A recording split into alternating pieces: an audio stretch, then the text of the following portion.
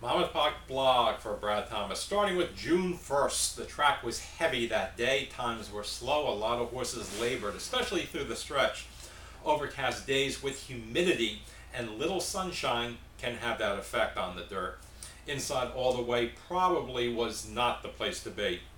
In race 2, veteran fourth finishing Midnight Thunder is improving, but his fine effort here was darkened by a lack of real pace after expected favorite East to West scratched.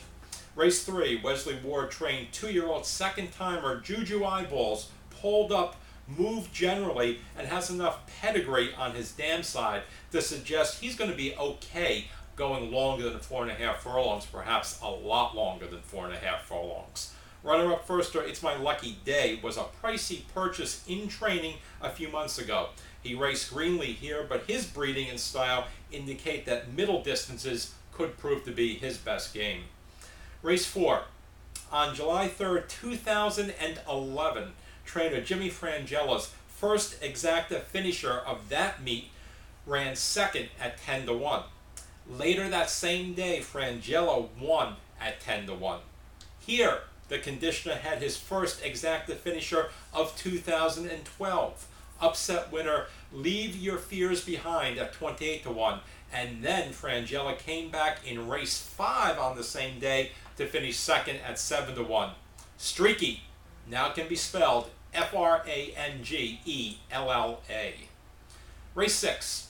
The rails at 36 feet didn't help long fuse, long striding, third finishing turf veteran Saco River. But watch out for him here or out of town in the future when he gets a full field with pace and more room to maneuver on the course. Race 9. The just up victress here is a wiry, nondescript looking athlete who's all about try and overachievement. She can play on my team any day and surely can go and be a stakes factor locally stretching out to 9 furlongs. Race 10. Ice Pilot was the second winner of the meet for trainer Greg Sacco off a layoff of 3 months or more. June 2nd. Race 2. Runner-up Dear John, named for the Monmouth Park head of publicity, nearly was another Sacco layoff winner. I can tell my camera person is sleeping because I made an inside joke there and he did not even react. Oh well. Dear John really motored late in this condition claimer, race 2 on June 2nd, and surely fits with non-winners of 1 allowance animals. Race 4. Fourth finishing second-timer Beale Street Belle took plenty of steam sprinting on dirt in her debut, but showed little. Here she was 15-1 and had no particular turf breeding, but performed admirably, hanging in gamely through the stretch despite being relatively close to a very fast pace.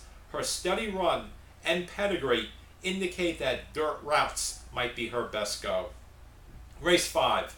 Fourth finishing firster Dr. Goldfarb built on his light work tab with an excellent foundation building race. Hard to place him off his breeding and what he showed here and how he showed it for that matter, but an outside draw in the future should help his gait prowess and early placement. Race 6. Chuck Simon charged Small Town Talk simply freaked here, spitting out legitimate pace pressure, and then a subsequent attack from a 4-5 perfect trip Pletcher pace presser. This colt has a future, and both his pedigree and past performances indicate he's even better in wet going. Race 8. Trainer Chuck Simon struck again. His 3 scores at this meet have been at odds of 7-1, 19-1, and 12-1 here with Norman and Ruth.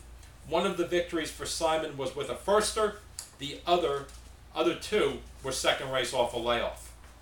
Simon's horses look good physically and have been running to their appearances.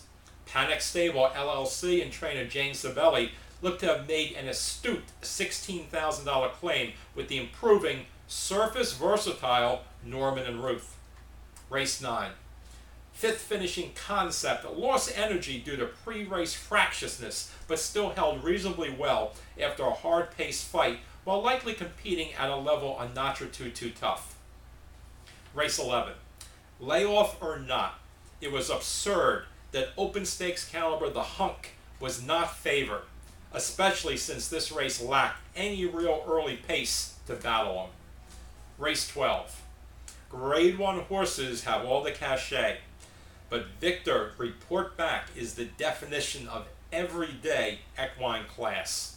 She won't win any talent or beauty contests, but she channels any resentment over those failings into something more intangible, the will to win. Scoring for the 4th time in 7 claiming starts in dirt sprints, Report Back accepted dirt in her face as a fair trade-off for saving ground on the turn, came out, and then bowled her way through when caught between a couple of bigger fillies, and then simply wanted it more than they did late. Horses express themselves with their ears.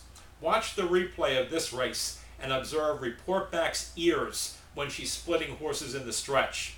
They're alert, focused, and purposeful. But of course they are. They belong to a real professional racehorse. June 3rd. Race 3 was the filly and mare companion of a similar New Jersey bred starter allowance run on Saturday for males. Each race went off with only 6 runners, with the winner on Saturday going off at odds of 3 to 5, and Miss Maggie May here triumphing at 1 to 2 odds. These races haven't been run in the past, but I like them in theory, perhaps making them starter handicaps rather than starter allowances, with legitimate weight packages assigned to the on-paper standouts, would make these New Jersey bred starter races not only bigger in field size, but more compelling from handicapping and betting standpoints as well.